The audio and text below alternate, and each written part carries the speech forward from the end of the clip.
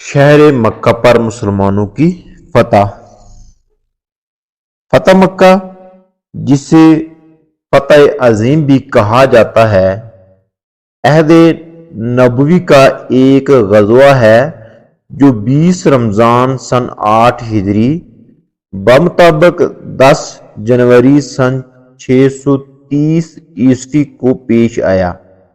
اس غزوے کی بدولت مسلمانوں کو شہر مکہ پر فتح نصیب ہوئی اور اس کو اسلامی قلمرو میں شامل کر لیا گیا۔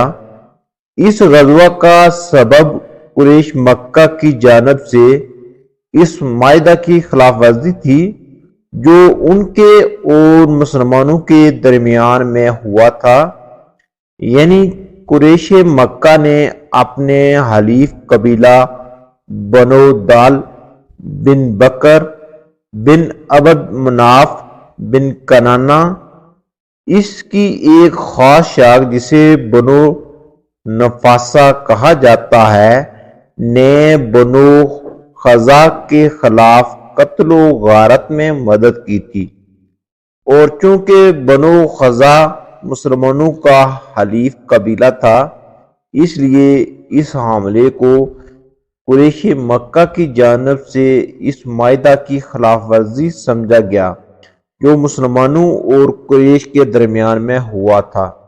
یہ معاہدہ صلح حدیبیہ کے نام سے معروف ہے۔ اسی معاہدہ کی خلاف ورزی کے جواب میں حضرت محمد صلی اللہ علیہ وسلم نے ایک عظیم الشان لشکر تیار کیا جو 10,000 مجاہدین پر مشتمل تھا۔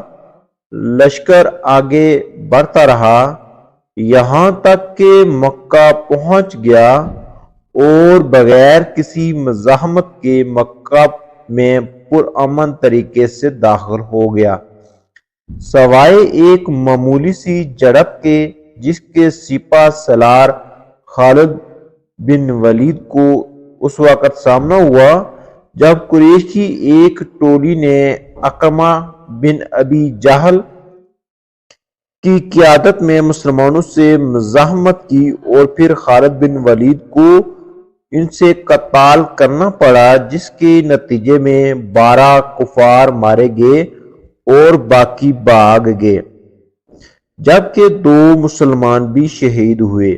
اس جنگ میں مسلمانوں کی فتح ہوئی۔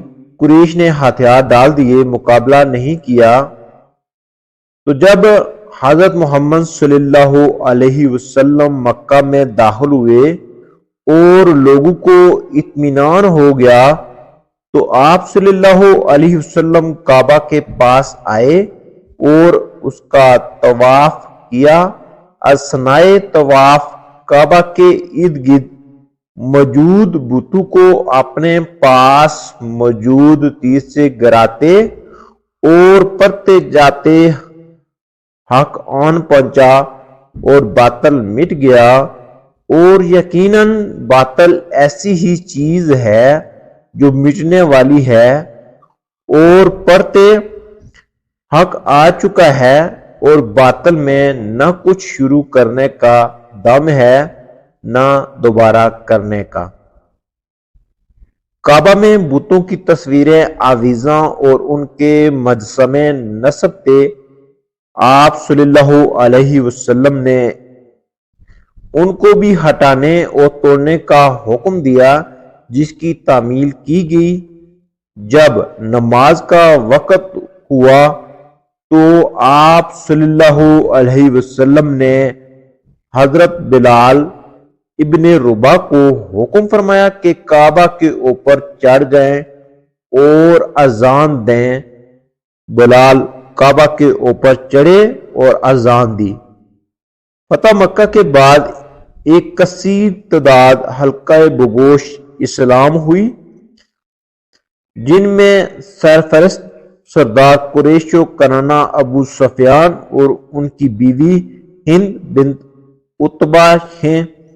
اسی طرح اکرمہ بن ابو جہل، سہیل بن عمرو، صفوان بن امیہ اور حضرت ابو بکر صدیق کے والد ابو قحافہ کے اسماء گرامی قابل ذکر ہیں۔